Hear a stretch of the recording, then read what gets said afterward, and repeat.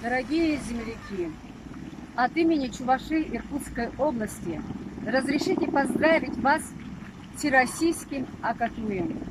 Акатуй для нас, чувашей, имеет большое значение. Это день сплочения нашего народа. Желаем вам здоровья, благополучия, любви, гармонии, душевного спокойствия.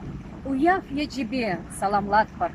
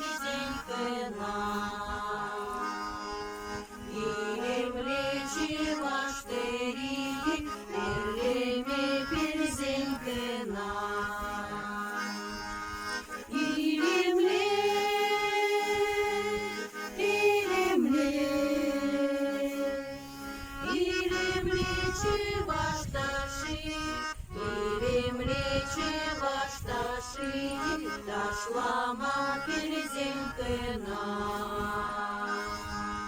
Илем речи ваша шиди, дошла